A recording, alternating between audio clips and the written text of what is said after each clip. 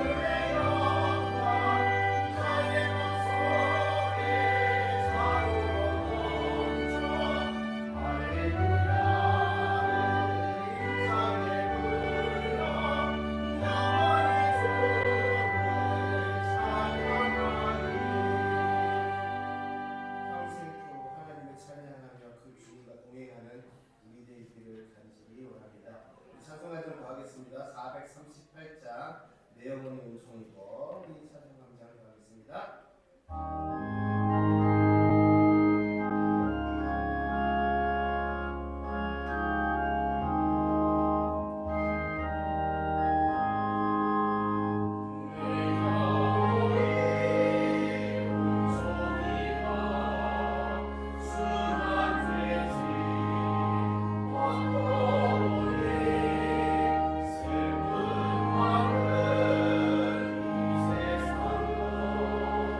선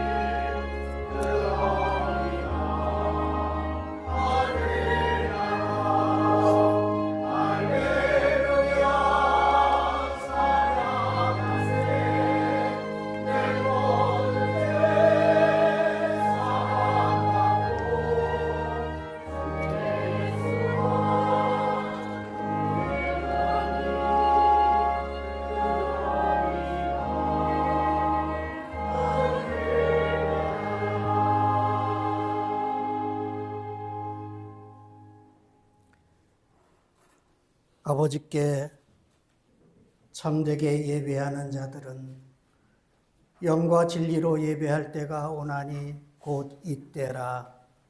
아버지께서는 자기에게 이렇게 예배하는 자들을 찾으시느니라. 하나님은 영이시니 예배하는 자가 영과 진리로 예배할지니라. 아멘. 오늘도 사랑하는 자녀들을 부르시고 크신 사랑으로 반기며 품어주시는 주님의 은총에 감사드립니다. 변함없이 만물을 품으시고 새로이 빚으시는 주님의 능력과 은총을 믿으며 이 또한 감사드립니다. 아직도 혼란은 계속되고 있지만 일상의 분주함을 멈추고 염려하는 마음을 내려놓고 세미한 주의 음성을 들을 수 있는 복된 자리로 인도하여 주셔서 감사합니다. 많은 걱정과 염려로 답답하고 좁아진 가슴을 활짝 열고 깊이 호흡하며 새로운 하늘의 생기를 받는 복된 예배 되기를 원합니다. 자비의 주님, 우리의 형제 자매들 중에 질병으로 고통 중에 있는 이들이 있습니다. 긍휼히 여기사 속히 건강을 회복하여 함께 기쁨으로 예배하는 날이 곧 오게 하여 주옵소서. 예수 그리스도의 이름으로 기원하옵나이다. 아멘.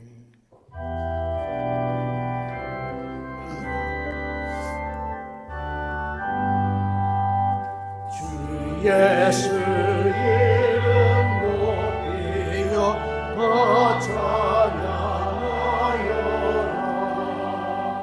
금열 유관을 들여서 하늘에 더 찬양. 금열 유관을 들여서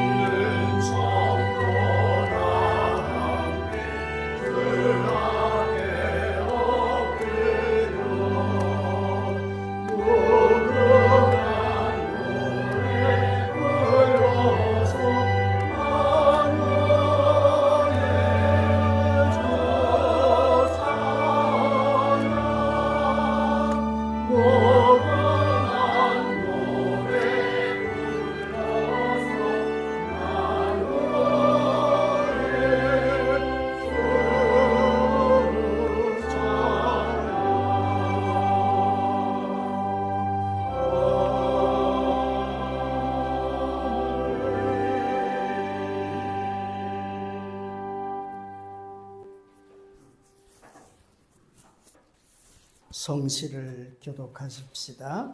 교독문 16번 시편 28편의 말씀입니다. 여호와여, 내가 주께 부르짖으오니 나의 반석이여, 내게 길을 막지 마소서.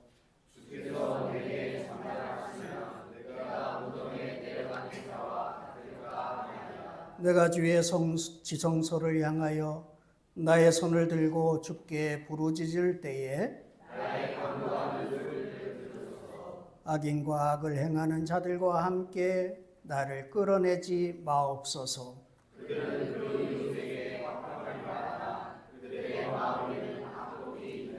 그들은 여호와께서 행하신 일과 손으로 지으신 것을 생각하지 아니하므로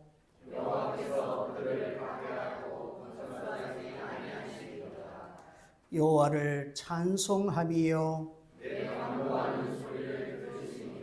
여호와는 나의 힘과 나의 방패이시니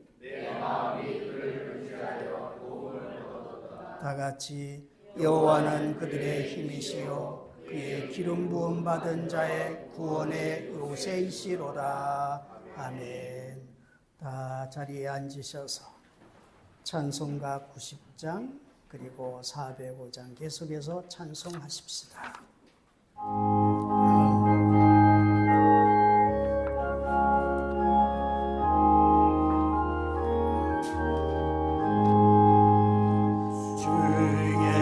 내가 알기 전 날 먼저 사랑해 그 크신 사랑 나타나 내 영혼도 나네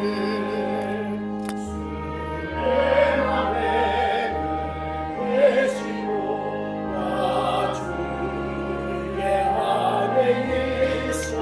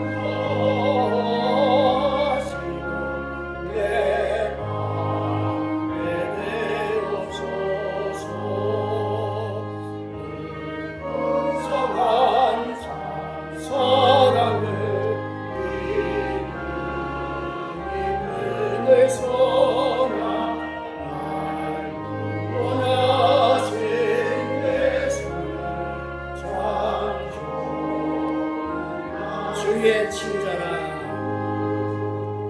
주의 친절한 화대한 기세 우리만의 평안하리니 항상 기쁘고 복이 되기를 영원하신 화대한 주의 팔에 주의 팔에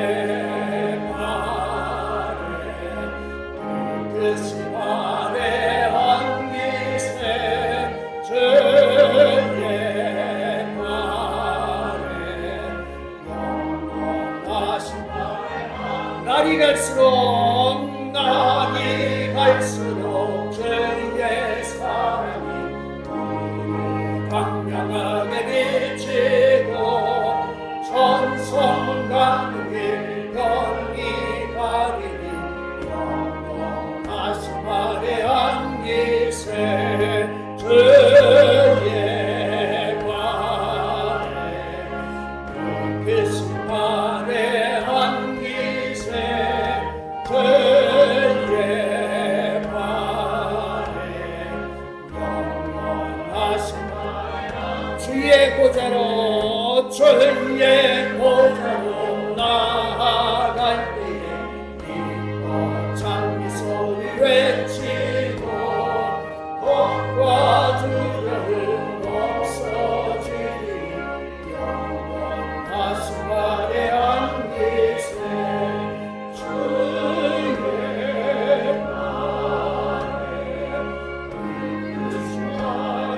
안기세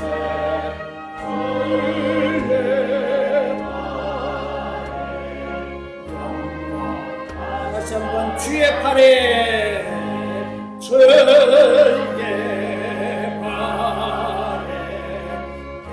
깨끗이 발에 안기세 주의 발에 안주 없이 주의 팔에 주의 발에 그것이 발에 안기세 주의 발에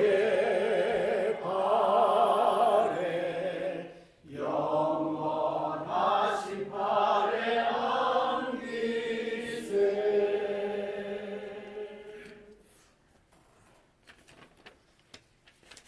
함께 기도드리겠습니다. 사랑의 하나님, 복기운이 약동하는 오늘도 주님 앞에 나와 예배드리게 하시니 감사드립니다. 한 주간도 주님의 은혜 가운데 지켜주시며 우리의 삶을 인도하신 주님의 크신 사랑을 찬양합니다. 주님, 오늘로 벌써 사순절 세 번째 주일을 마칩니다. 주님께서 고난당하시고 십자가를 지신 것은 오직 저희의 구원을 위하심이었는데 저희들은 그 놀라운 주님의 은혜를 입은 자로 어떤 마음가짐으로 사순절 기간에 동참하고 있는지 자문해 보지 않을 수 없습니다. 주님의 고난에 동참하는 것은 마음뿐이고 여전히 다른 곳에 관심을 갖고 마음을 쏟고 있는 것은 아닌지요. 이 기간만큼이라도 세속의 풍속에 젖어 사는 못난 모습을 꺾고 고난의 주님을 느껴보는 삶이 되게 하여 주시기를 원합니다. 주님, 병든 심령과 육신으로 고통받는 이들에게도 함께 하시어 속히 치유와 평강이 함께 하도록 도와주시옵소서. 오늘도 예배를 인도하시며 말씀을 전하실 두 분 목사님을 십자가 능력으로 붙드시고 십자가 사랑을 체험하는 시간이 되게 하여 주옵소서. 예배를 돕는 모든 손길들과 찬양대를 주님께 아름다운 향기로 기억하게 하옵소서. 감사하며 예수 그리스도의 이름으로 기도드립니다. 아멘. 주님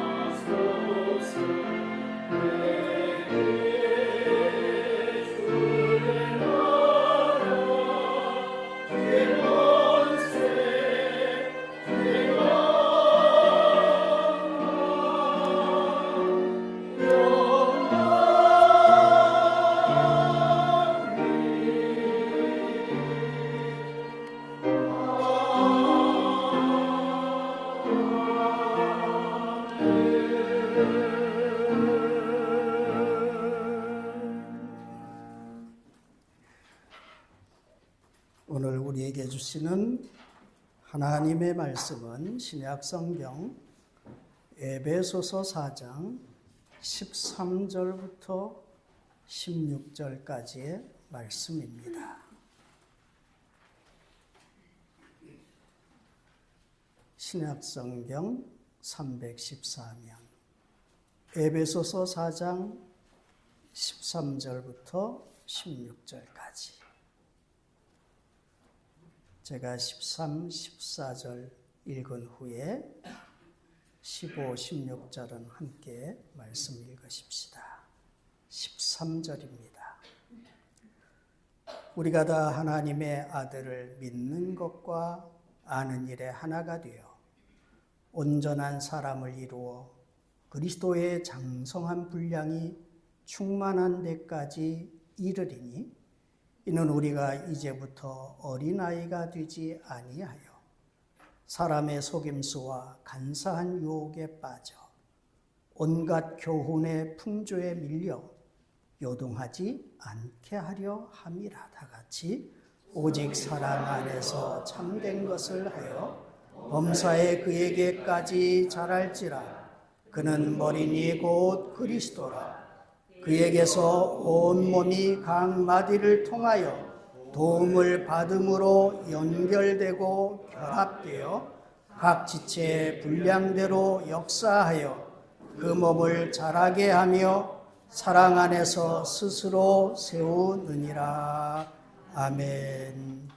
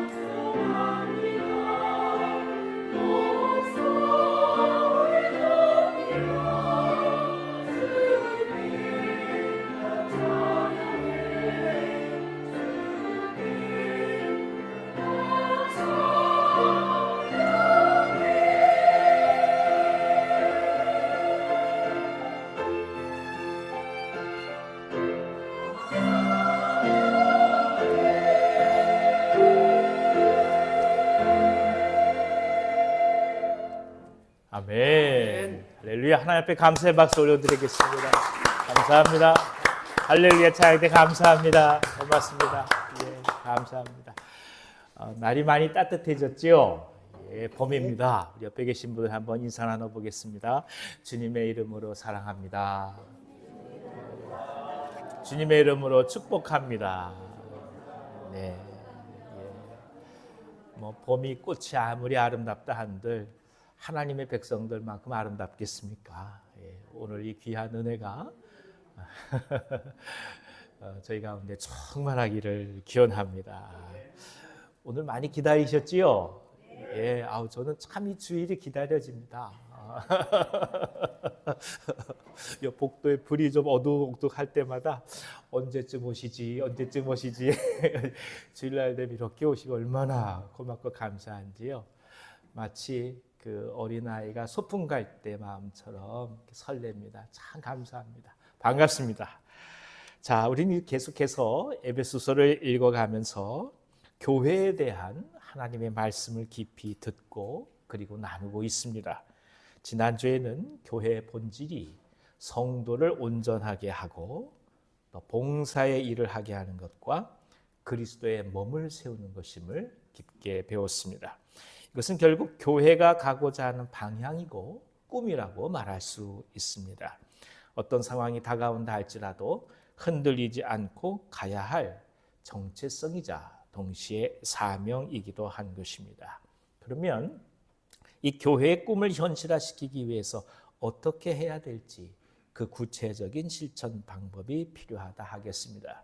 이것을 가리켜서 교회의 목표라고 이야기할 수 있습니다. 오늘 이 목표에 대하여 하나님의 말씀을 듣고자 합니다. 성령께서 저희 모두 가운데 크신 은혜를 주시기를 간절히 기원합니다. 우리 다 같이 13절을 읽어주십시오. 우리가 다 하나님의 아들을 믿는 것과 아는 일에 하나가 되어 온전한 사람을 이루어 그리스도의 장성한 분량이 충만한 데까지 이르리니. 아멘. 먼저 하나님의 아들을 믿는 것과 아는 것에 하나가 되어야 한다, 이렇게 말씀합니다.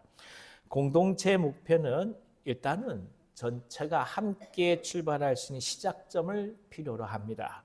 마치 100m 달리기 선수가 아무 곳에서 각자 출발하는 것이 아니라 정확히 출발선에 정렬해야 하는 것과 마찬가지입니다. 우리 모두는 각자 다양한 은사를 갖고 있습니다. 그것은 다르다는 것을 전제로 한 것이고 각자의 생각과 삶은 결코 일치할 수 없다라는 것을 뜻합니다. 하지만 이런 서로 다른 개성과 삶이 그리스도인으로 묶여지고 그리고 교회라는 공동체를 형성하게 되면 이제 이 전체 공동체가 나아가야 하는 목표를 향해서 일사불란한 체제를 갖추게 됩니다. 그때 이 전체 공동체가 함께 출발할 수 있는 시작점이 무엇이냐? 그것이 바로 하나님의 아들을 믿는 것과 아는 것에 하나가 되었다라는 사실입니다. 이것은 바로 교회의 통일성을 이야기하는 것입니다. 교회의 통일성은 교회의 획일성과는 의미가 다릅니다. 우리는 이 두 단어를 혼동할 때가 많아요. 근데 획일성하고 통일성은 다른 거예요. 통일성은 각자의 모든 삶이 존중되어가는 상황 속에 목적을 또 목표를 향하여 아름답게 어우러져 갈 때 그것을 통일성이라고 이야기하는 것입니다. 유기적인 통일성을 말하면서 동시에 교회의 목표에 대한 한 마음으로 나아가는 모습을 뜻하는 말이기도 합니다. 사실 예수님을 따르던 제자들이 전부가 다 같은 마음으로 예수님을 따른 것은 아니었습니다. 그들 중에 어떤 사람은 단순한 지식욕에 따르던 사람도 있었습니다. 어떤 이는 예수께서 정치적인 왕으로 등극할 때 권력의 핵심으로 같이 오르고자 하는 목적을 가지고 따라간 사람도 있었습니다.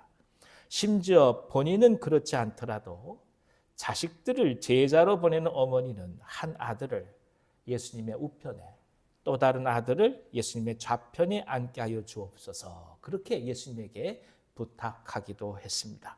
그 당시에도 치맛바람이 있었던가 봅니다. 여하튼 사람마다 생각에 따라 자신들이 원하는 방식으로 그렇게 예수님을 따라갔다는 뜻입니다. 어떤 분들은 고통당하는 이스라엘을 로마로부터 해방시켜줄 유일한 정치적인 대안으로 예수님을 점찍고 따라다니는 분들도 있었습니다. 겉으로 보면 다 제자입니다. 함께 떡을 떼고 함께 동역합니다. 그러나 분명한 것은 그들의 의도가 모두가 제각계라는 것입니다. 그들은 예수님을 올바로 알지 못했습니다. 올바로 믿을 수는 더더욱 없었습니다. 그렇기 때문에 예수께서 십자가에 못 박히실 때 모두가 그 자리를 떠나고 만 것입니다. 우리가 경계해야 될 일이 바로 이것입니다. 과연 우리 자신은 예수님을 정말로 알고 있는가? 그분의 하나님 되심을 믿고 있는가? 내가 생각하고 그렇게 되기를 바라는 예수님을 믿는 것이 아니라 있는 그대로의 예수님을 내 마음에 모시려고 하는가? 이 사실을 올바로 아는 사람만이 예수께서 십자가로 걸어가시는 것을 이해할 수가 있습니다. 그리고 자신의 삶도 또한 그 길을 걸어가는 것임을 자연스럽게 깨닫게 됩니다. 성도의 삶이 화려한 삶이 아님을 알게 되고 그리고 헌신과 봉사의 삶을 자연스럽게 이해하게 됩니다. 그래서 섬기는 것이 특별한 결단을 필요로 하는 것이 아니라 몸 안에서 쉽게 우러나오는 삶이 되는 것입니다. 2000년 교회사에서 수없이 갈등하고 아파했던 이유는 바로 예수님을 어떻게 해석할까 하는 것의 문제였습니다. 곧 그리스도론이라고 이야기할 수 있는 예수님에 대한 각양각색의 이해 때문에 수많은 이단들이 생겨났던 것입니다. 우리나라에도 예수님이 50명 이상 계십니다. 하나님은 오늘 사도 바울을 통해서 분명히 말씀하고 있습니다. 믿는 것과 아는 것이 하나가 되라고 말이죠. 그러니까 온 세상을 구원하고자 오신 예수님이 왜 십자가에서 죽으셔야 했는지, 그리고 그 십자가상에서의 죽음이 어떻게 부활로 현실화되었는지, 동시에 그 부활의 예수님이 그래서 오늘 어떻게 우리 가운데 찾아오셨는지 그 의미를 명확히 알고 진정으로 신앙하라는 말씀입니다. 예수님이 십자가에서 못 박혀 죽으실 때까지는 각자의 생각이 다 다른 겁니다. 자신들이 바라보는 예수님의 모습이 다 달랐다 이 말입니다. 근데 그 생각과는 전혀 다르게 예수께서 십자가에서 죽임을 당하시자 떠나버리고 만 것이죠. 근데 그런 제자들이 부활하신 예수님을 바라보면서 부활하신 예수님을 만나면서 비로소 그 예수님이 어떤 분이신지를 이해하게 되고 마음이 하나로 모이게 된 겁니다. 그래서 이를 가리켜서 성경은 증인이라고 얘기하고 있는 것 아니겠습니까? 우리에게 예수님은 과연 어떤 분이실까요? 당신에게 그분은 어떤 하나님으로 계십니까? 진정 구원의 주님이 우리 안에 예수님이라고 한다면 절대로 흔들리지 마시기를 바랍니다. 또한 하나님은 사도 바울을 통해서 이 그리스도를 아는 믿음과 지식이 하나가 될 때 비로소 온전한 사람이라고 말씀하십니다. 온전함의 근거, 그것은 그리스도에 대한 믿음과 지식입니다. 그리고 이것이 그리스도의 장성한 분량이 충만한 데까지 이르러야 한다고 말씀합니다.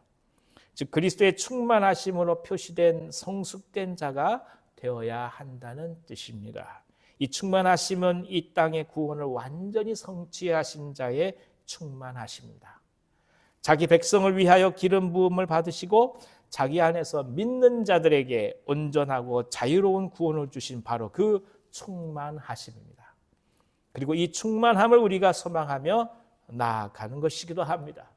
열방을 향한 그리스도의 꿈, 모든 이방인이 하나님께로 돌아오는 꿈, 주님을 알지 못하는 종족과 민족들이 돌아오는 꿈, 그것에 마음을 두는 것입니다.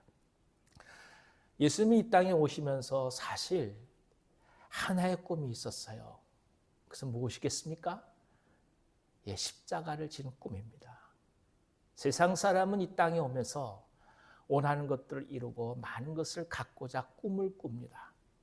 그것을 위하여 열심히 공부도 하기도 하고 열심히 일하기도 합니다. 그런데 예수님의 꿈은 무엇이냐? 십자가를 지시는 꿈이에요. 근데 그 죽음을 향한 그 꿈이 세상을 구원하고자 하는 예수님의 꿈이요, 하나님의 약속의 성취가 된 거 아니겠습니까? 그렇습니다.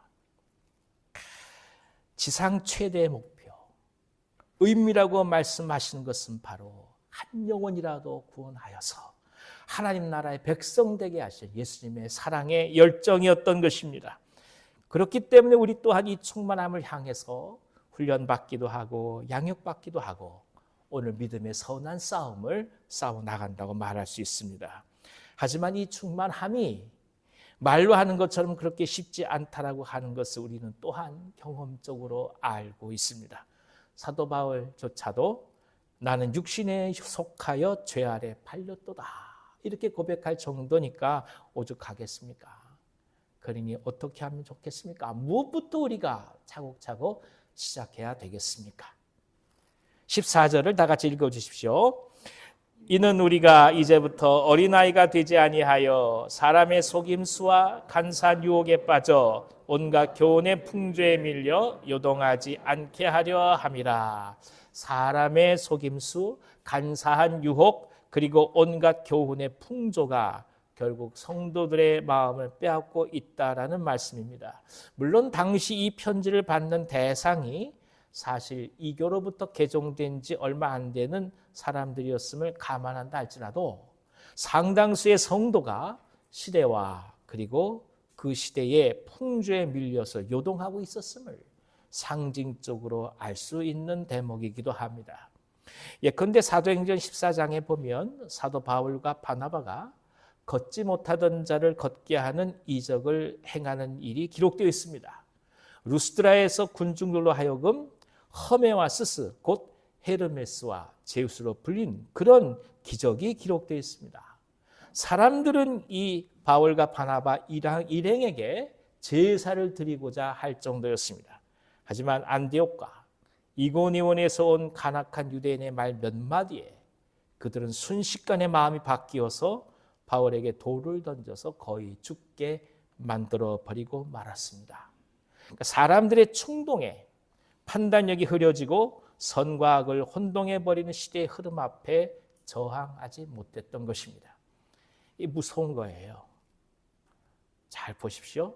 사실이 중요한 게 아니에요. 사실을 어떻게 해석하냐가 중요한 것이고 사실에 대한 해석 자체가 한 사람의 신념 그리고 그런 신념을 강요하는 수준에 이르게 되면 진리가 어떻게든 상관없이 본인들의 길을 걸어가 버리고 맙니다. 이게 속임수죠. 이게 시대의 풍조인 거예요. 그것이 그리스도인들을 향해 다가온다는 것입니다. 생명 되신 예수 그리스도, 구원의 십자가를 향하여 그토록 피눈물을 흘리면서 걸어가셨던 그 그리스도를 생각하지 못하게 하고 세상이 원하는 대로 마음을 줄 수밖에 없는 그런 성도가 되도록 유혹하는 것이 이 시대의 모습이라는 것입니다. 본래 이 속임수란 단어는 주사위란 뜻을 갖고 있습니다. 그러니까 승리하기 위해서 속임수를 사용해버리는 주사위 노름이라는 뜻을 말합니다. 아무것도 모르는 사람에게 주사위로 현혹하여 기만하는 것을 말합니다. 우리는 여기서 두 가지를 생각하게 돼요. 먼저는 이 속임수와 유혹과 풍조는 거침없이 흡사 풍랑처럼 성도에게 밀어닥친다는 것입니다. 그러니까 단순한 물결 정도가 아닙니다. 배를 침몰시키려고 달려오는 성난 파도입니다. 얼마나 많은 이단들이 사람들의 마음뿐만 아니라 삶을 뺏어갔습니까? 여러분 1992년 기억나십니까? 다 잊어버리셨죠?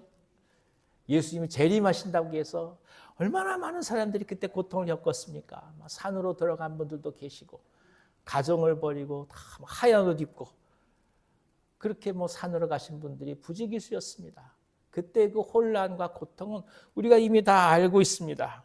가정이 파괴되고 이혼당하고 생업을 잃고 고통을 받은 일들이 참으로 많았습니다.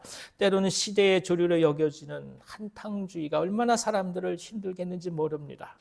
성실하게 일하는 사람들을 어리석은 사람들이라고 세상이 매도해버리는 경우가 계속해서 일어나고 있는 것이죠. 이것이 고통스러운 거예요. 가장 지금 공격한 것 중에 하나가 뭐냐 하면 소위 말해서 세상에서 성공이라고 하는 것, 많은 재물을 얻는다고 하는 것이 불법의 경계선을 넘어들어야만 된다고 생각하는 거예요. 정상적으로 일하고 노력하고 땀을 흘리고 최선을 다했다가는 아무것도 얻지 못한다고 생각하게 만드는 거예요. 그러니까 불법을 향해 걸어갈 때 그때 뭔가 얻을 수 있다고 얘기하고 그것을 모면하게 해줄 그 어떤 힘을 가진 사람을 옆에 두는 것을 마치 지혜인 것처럼 호도하는 시대의 풍조 속에 우리가 살아가고 있다 이 말씀입니다. 세상은 세상의 가치관을 성도에게 강요합니다. 사업 한 번을 하려고 할지라도 공무원의 도장을 받으려면 얼마나 어려운 과정을 거쳐야 되는지 모릅니다.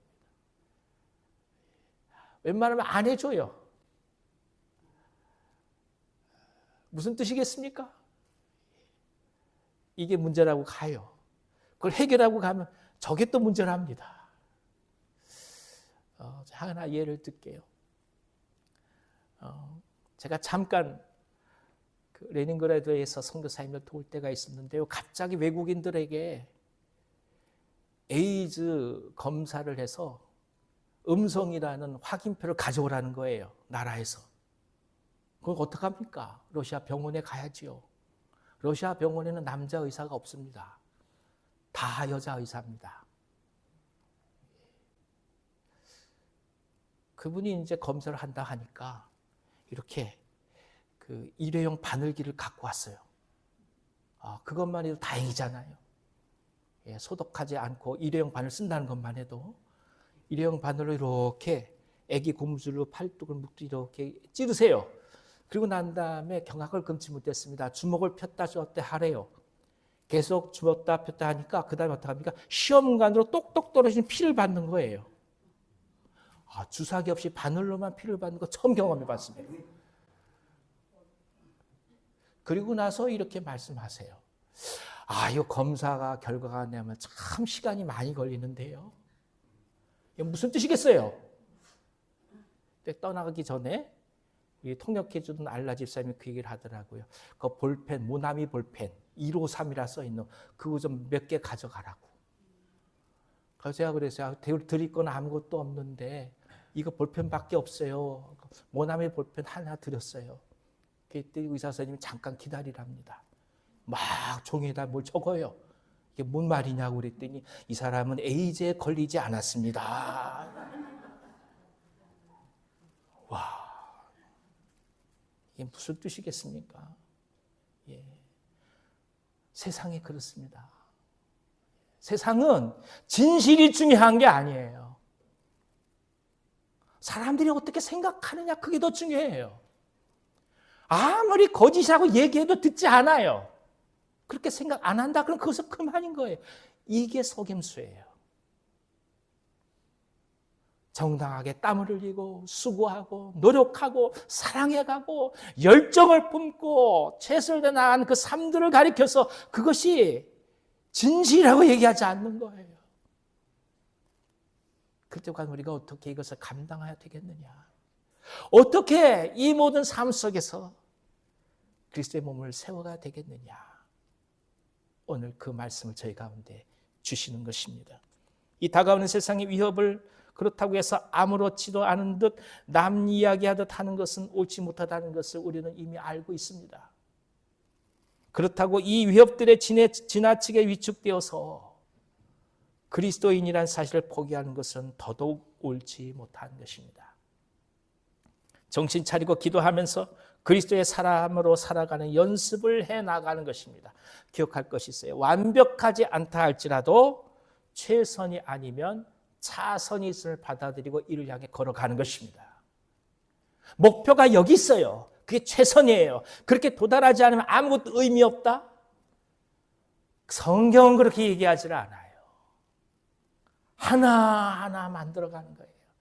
최선이 없다 하면 무엇이 있습니까? 차선이 있습니다.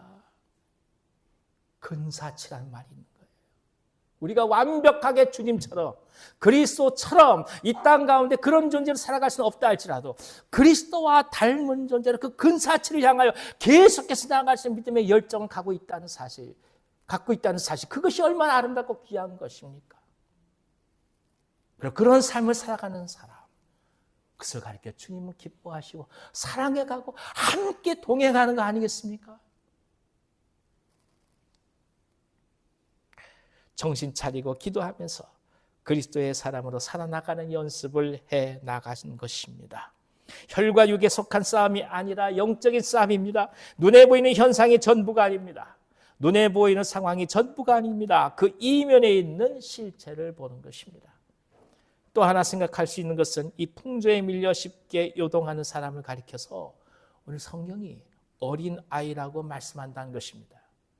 미성숙하다는 것이 뭐냐?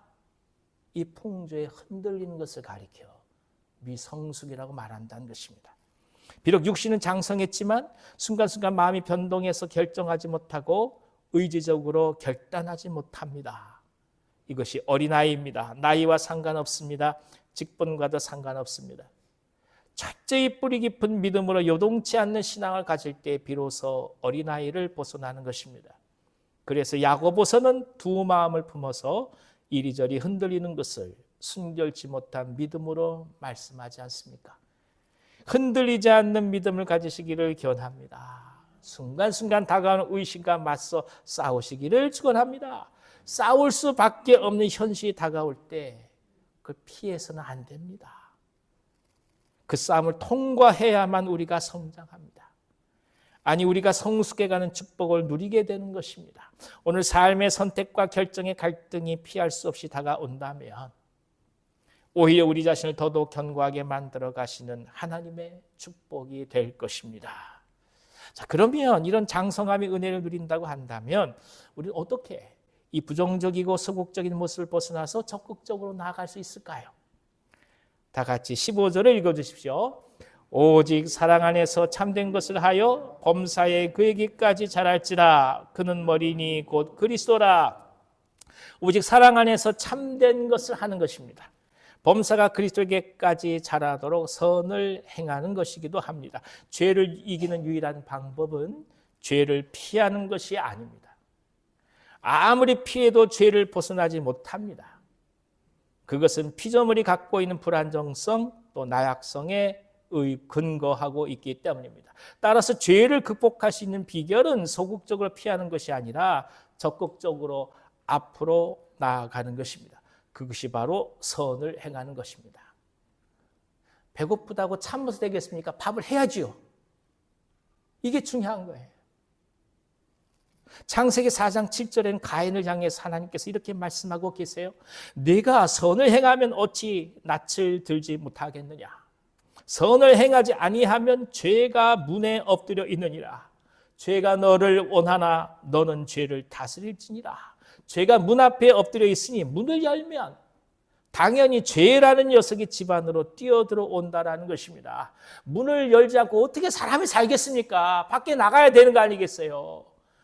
바깥에 죄라는 녀석이 집에 안으로 들어오는 것이 겁나서 문을 열지 않는다면 어떡하겠습니까? 그러니 죄를 피하려고 도망가려고 하는 것은 어쩌면 어리석은 일일 것입니다. 칼국수를 만들면서 밀가루 묻히기를 원치 않는 것이고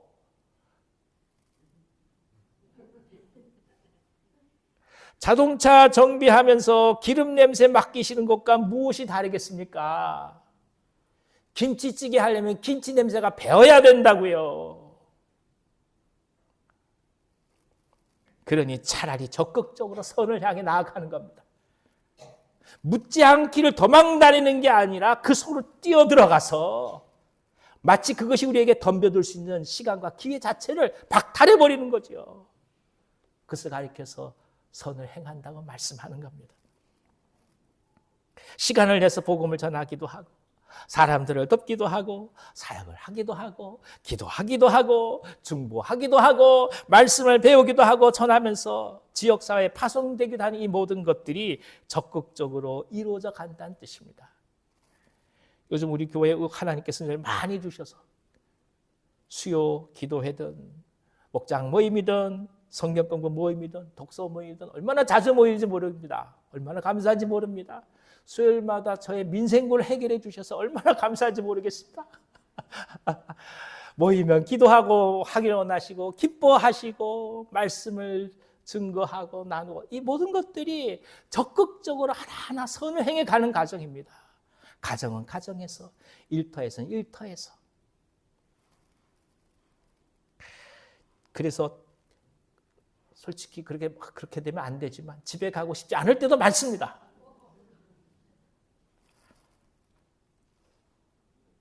할렐루야. 은혜가 넘치니까 가고 싶지 않은 거예요. 예, 그렇죠. 그렇죠. 하나님의 은혜가 있어야 죄가 들어오지 않는 겁니다. 도망 다니려고 하지 마세요. 그럴 필요 없어요. 어차피 도망 다녀도 다 들러붙는 게 죄입니다. 오히려 그런 고민할 상황이 있다면 차라리 무엇을 할까를 생각하는 거예요. 무엇을 하나님을 나라를 향하여 나아갈까? 이걸 생각하면서 고민하고 계획을 하기도 하고 생각하기도 하고 때로는 기도하기도 하고 안타까워하는 그 모든 삶이 있을 때만이 죄가 우리에게 다가오지 못한다는 겁니다. 죄를 소극적으로 피하기 위해서만 애쓰지 마시길 바랍니다. 적극적인 선을 위해서 기도하십시다. 당신에게 하나님께서 방향을 주시기를 기도합니다. 우리가 할 수 있는 것부터 차근차근 시작하시기를 권합니다. 하나님께서 힘을 주십니다. 일어나시길 바랍니다. 담대히 나아가는 것이죠. 사실 하나님이 바라시는 것은 우리가 이 선을 행함에 있어서 그리스도에게까지 자라기를 원하신다 말씀합니다. 물론 우리가 어찌 주님과 견줄 수 있겠습니까? 하지만 그분이 우리의 모범이라고 할 때 우리는 주님을 닮아간다는 것을 고백하면서 나아갑니다. 최선을 다해 그분에게 다가가는 것입니다. 그래서 인생은 과정입니다. 선을 위한 당신의 갈등, 눈물, 땀, 수고 그것이 아름답습니다. 우리에게 특별한 이 삶의 과정이 아름답기를 축원합니다. 자, 그러면 성도로서의 성장, 성숙은 어떤 역할을 하는 것일까요? 그것은 교회의 목표와 어떻게 관계를 맺고 있겠습니까? 16절을 다 같이 읽어주십시오. 그에게서 온몸이 각 마디를 통하여 도움을 받음으로 연결되고 결합되어 각 지체의 분량대로 역사하여 그 몸을 자라게 하며 사랑 안에서 스스로 세우느니라. 성도는 그리스도의 몸의 지체가 됩니다. 이것이 중요합니다. 성도의 성숙은 그러니까 그리스도의 몸의 균형과 직결됩니다. 아무리 머리가 완전하다 할지라도 그리스도께서 머리라 할지라도 몸을 이루는 성도가 온전하지 못하면 그 몸은 건강하지 않습니다. 역으로 몸을 이루는 지체가 건강할 때 머리 대신 그리스도는 마음껏 일을 할 수 있다는 뜻입니다. 그래서 당신이 중요합니다. 우리가 중요합니다. 당신의 역할이 소중하고 귀합니다. 당신의 존재가 귀하고 아름답고 교회된 우리가 정녕 하나님의 이 귀한 몸을 이뤄가는 그리스도의 몸을 이뤄가는 이 사역에 있어서 핵심을 이룬다는 말씀입니다. 우리 스스로가 생각하는 것보다 훨씬 더 교회에 필요한 사람이요 하나님 나라의 일원이라는 것을 기억하시기를 권합니다. 그리고 이 지체는 서로 연결되고 결합한다라고 말씀합니다. 지체는 독자로 존재하지 않습니다. 수많은 신경과 조직의 연결로 몸이 구성되듯이 서로 간에 긴밀하게 연결되어 있습니다. 요즘 말로 얘기하면 네트워킹이 됐다고 얘기할 수 있는 것이죠. 충분히 은사가 발휘되고 은사에 맞게 사역이 전개되어서 아름다운 교회를 이룹니다. 무엇이 은사인지를 알기 원한다면 그래서 먼저 내게 은사가 아닌 것이 무엇인지를 알 필요가 있습니다. 이것을 알게 될 때 상대방을 깊이 인정하게 됩니다. 내가 아닌 다른 사람이 그 사역을 하는 것을 축복할 수 있게 되기 때문이죠. 이것이 칭찬이요 격려입니다. 참 시간이 지나면서 놀라는 것은 뭐냐 하면 이 자매들은 머리에 방이 여러 개가 있는 것 같아요. 찌개 끓이면서 애 보면서 빨래하면서 전화 받으면서 이걸 동시에 다 해요. 이거 어떻게 하는지 모르겠습니다. 근데 남자들은 그게 안 돼요. 우리는 밥 먹으면 밥 먹는 것밖에 몰라요. 청소하면 청소밖에 몰라요. 청소하는데 전화 오도 그 신경 안 써요. 애가 올 때 신경 안 써요. 일단 우리는 골아 떨어지면 애가 울어도 안 들려요. 근데 엄마들은 다 들어요. 이게 다른 거예요. 그러니까 우리는 참 부족한 게 많은 사람들입니다. 남자들은 부족한 게 많아요. 우리는 그것을 절대로 인정하고 가는 거예요. 그렇습니다. 내가 못하는 걸 알아야 내 은사가 뭔지를 아는 거예요. 그리고 내가 못하는 것을 알아야 상대방이 얼마나 귀한지를 아는 거예요. 그게 유기체라는 거예요. 그게 지체라는 거예요. 그러니까 내가 얼마나 잘하는 게 있느냐 생각하는 것도 물론 중요하지만 내가 못하기 때문에 그가 하는 것에 대해서 얼마나 기쁘게 여기고 아름답게 볼 수 있느냐, 이것 또한 중요한 믿음의 덕이기도 한 것입니다. 그러므로 교회된 우리는 서로 인정해 주는 것이 풍성해야 정상입니다. 격려해 주시기를 바랍니다. 서로 간의 장점을 찾고 그 장점이 더욱더 크게 자랄 수 있도록 기도해 주십시오. 그것이 그리스도의 몸이 자라는 것이고 동시에 우리 자신이 성숙해 가는 것입니다. 아울러서 이 각 지체의 성장은 바로 교회를 세워가고 성장케 하는 역할을 한다고 말씀합니다. 물론 자양분은 사랑이요 그리스도의 은혜입니다. 우리가 여기서 생각할 것이 있습니다. 신앙의 성숙은 단지 우리 자신만의 문제가 아니라 교회의 문제이기도 하고 공동체의 문제이기도 하고 머리 대신 그리스도의 문제라는 것입니다. 디모데후서 1장 7절에는 이렇게 말씀하세요. 하나님이 우리에게 주신 은사는 두려워하는 마음이 아니라 능력과 사랑과 절제하는 마음이다. 이렇게 말씀하세요. 두려워하는 마음은 무슨 마음이냐 하면 소심한 거예요. 뭔가 하려고 할지라도 이게 잘못되면 어떡할까? 그것 때문에 선뜻 시도해보질 못하는 거예요. 이게 두려워하는 마음이에요. 근데 하나님이 주시는 은사는 그게 아니다 이거예요. 하나님은 무슨 은사를 주셨냐? 능력과 사랑과 절제하는 마음인데 그 절제하는 마음은 어떤 뜻이냐? 훈련받고자 하는 열망을 주셨다는 뜻입니다. 하나님의 사람으로 만들어져 가고자 하는 열망, 그 은혜가 우리 가운데 있다라는 것이죠. 훈련받음에 대한 열망이 충만할 때 양육에 대한 소망 또한 넘치는 거 아니겠습니까? 그렇습니다. 우리가 교회입니다. 우리가 성장하는 것이 교회가 성장하는 것입니다. 우리가 성숙해 가는 것이 교회가 성숙해 가는 것입니다. 믿음의 선한 싸움을 여러분들은 이미 잘 싸워오고 계십니다. 앞으로도 잘 싸우실 것입니다. 이것을 믿고 나아가는 것입니다. 혼자 힘들면 둘이 함께 나아가는 것이고 둘이 힘들면 여럿이 함께 나아가는 것이고 혼자 믿음 생활하기 어려우면 우리가 함께 공동체로 나아가는 거 아니겠습니까? 그렇습니다. 두려워 말고 하나님 나라를 확장시켜가는 은혜가 우리 모두 가운데 충만하기를 기원합니다. 우리가 교회입니다. 그게 담대하시고 기쁨으로 한 주간 넉넉히 승리하실 수 있도록 주 앞에 나아가신 은총이 넘치시기를 다시 한번 간절히 기원합니다. 기도하겠습니다. 하나님 아버지, 교회 되게 하신 하나님을 찬송합니다. 우리가 교회가 되게 하셔서 감사합니다. 건물이 교회가 아니요, 세상에 바라보는 화려함이 교회가 아니요, 바로 우리가 교회임을 알게 하셔서 우리 안에 믿음의 성숙이 교회의 성숙이요 교회의 성장임을 알게 하시니 고맙습니다. 몸된 교회의 일원으로서 담대히 나가게 하시고 기쁨 속에서 주님만을 찬미하며 매 순간 하나님의 성령에 의지하여서 승리해간 우리 모두가 될 수 있도록 역사하여 주시옵소서. 예수님의 이름으로 감사하며 기도하옵나이다. 아멘. 아멘.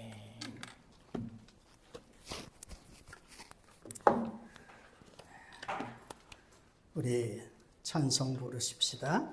210장. 그리고 이제는 은채는 본당에 들어올 수 있도록 아이를 데리고 와 주시기를 바랍니다. 210장입니다.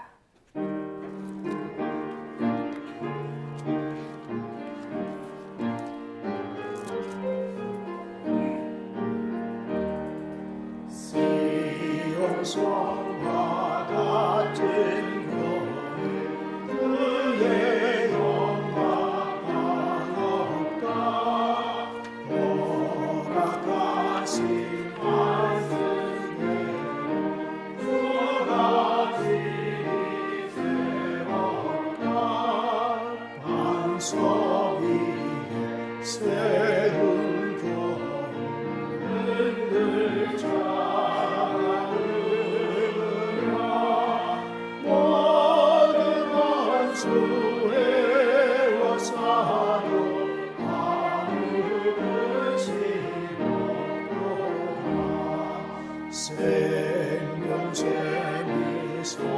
찬양하며 모든 성도하시니 언제든지 흘러넘쳐 부족함이 없도다. 이런 흘러가는 목마른 자들으려 주의 은혜 풍족하여 넘치도록 넘친다. 주의 은혜 내가 받아 시온 백성 되는데 세상 사람이 바래고 주를 찬송하리라. 세상 앞에 모든 영광 바치만 되마트라. 주의 찬양받은 노래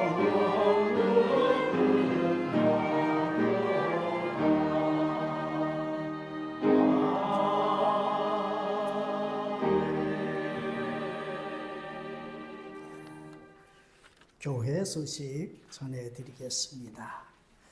여러분들이 들어오실 때 말씀 묵상 제목을 선정할 수 있는 투표지를 받으셨습니다.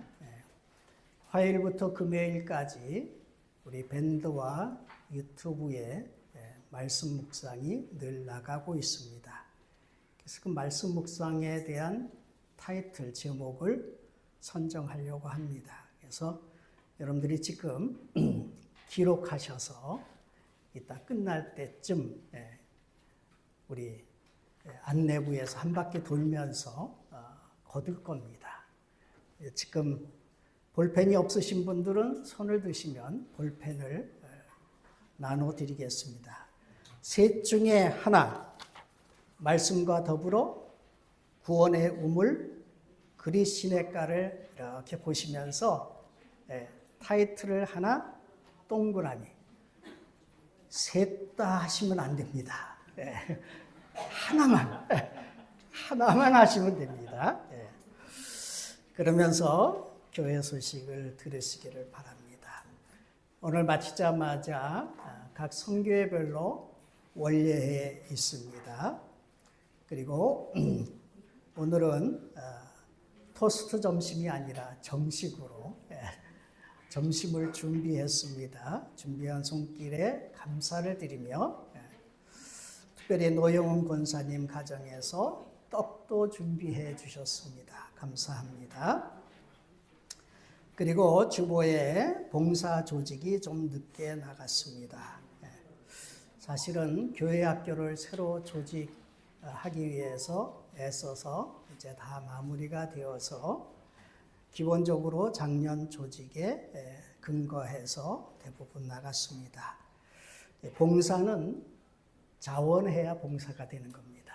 자원하는 마음으로 창의적으로 내가 맡은 부서에서 어떻게 교회를 잘 섬길 것인가 이렇게 의논하시면서 한 해 동안 잘 섬겨갈 수 있기를 바랍니다. 이 시간에는 특별히 우리 박은채 어린이 유치부를 이제 수료하고 초등학교에 들어갔습니다. 그래서 유치부 수료를 축하하고 입학을 축하하는 순서 그리고 축복 기도해 주는 순서를 잠깐 갖도록 하겠습니다. 우리 은채 앞으로 나오세요. 우리 한번 박수로 한번 맞으세요. 자, 뒤를 돌아서 우리 은채 한번 봐주세요. 너무 예쁘죠? 지금 다 이제 올라가기도 하고 해서 초등학교 과정에는 은채가 유일합니다. 근데 한 명이 중요한 거예요. 씨앗 하나 심으면 그것으로 끝나지 않고요.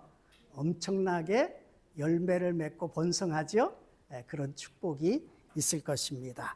우리 은채 이렇게 목사님 보고 돌아서고 요거 선물 받고요. 자, 이제 목사님이 축복 기도해 주겠습니다. 기도하십시다. 하나님 아버지, 하나님의 뜻 가운데에서 우리 은채를 이 땅에 보내주심을 감사합니다. 엄마와 아빠의 사랑을 받으며 할아버지와 할머니의 기도 속에서 그리고 하나님의 은총 가운데 어려서부터 하나님을 알고 사랑하면서 자라게 하신 것 참 감사합니다. 그리고 이제 유치부 과정을 마치고 초등학교에 입학했습니다. 주님, 사랑하는 어린아이가 몸도 마음도 믿음도 균형 있게 잘 성장하여 이 다음에 하나님의 나라의 큰 일꾼으로 쓰임받게 하여 주옵소서. 예수님의 이름으로 축복하며 기도하옵나이다. 아멘. 자, 다시 한번 축하의 박수 인사하고 들어가세요.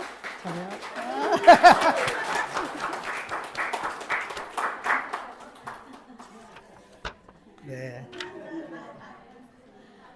교회의 꽃입니다. 자, 우리 다 자리에서 일어서서 630장 찬송하며 드린 예물 봉헌하십시다.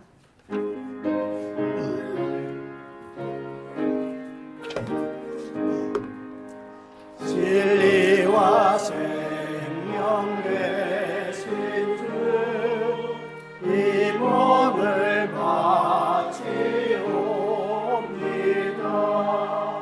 믿음과 소망 사랑에 한 마음 되게 하소서.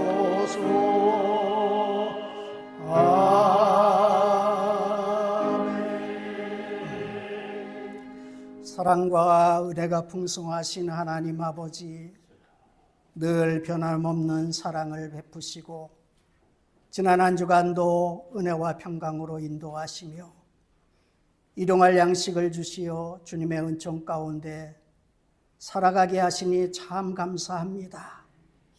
이 시간 받은 사랑과 은총을 기억하며 신실한 청지기임을 잊지 않고 감사한 마음으로 예물을 드렸습니다. 이 믿음의 예물이 사용되는 곳에 하나님의 나라가 확장되고 주님의 뜻이 이루어질 수 있도록 은총 베풀어 주옵소서. 한 주간도 영혼의 평안과 육신의 건강을 주시어 맡겨진 사명 잘 감당하게 하시고 성실하게 땀을 흘리며 심은 곳에 풍성한 결실을 거두는 기쁨을 주시옵소서. 예수 그리스도의 이름으로 봉헌 기도 드리옵나이다. 아멘.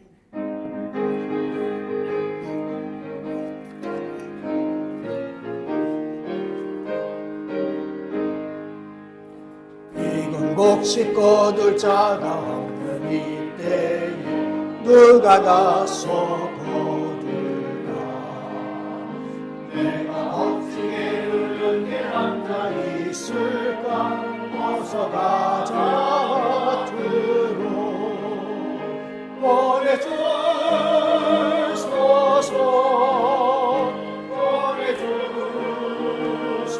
보내주소서. 재단 숯불 내일 칠에 대니 어찌 주저할까. 나를 보내주소서. 주가 나를 부르시니 언제 어디가 기뻐가서 일하리.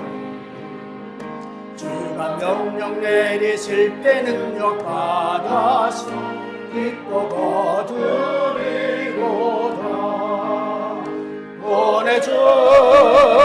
보내주소서 보내주소서 재단 숯불에 입술에 어찌 주저할까 주여 나를 보내주소서.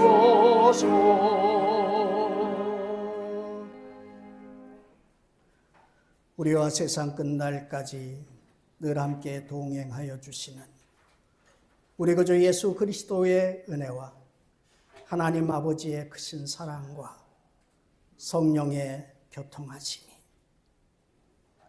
그리스도의 사랑 안에서 든든히 성장하여 하나님의 뜻을 이 땅에 이루면서 살기를 소망하는 사랑하는 주의 자녀들 앞나루에 이제로부터 영원히 함께 있을지어다. 아멘.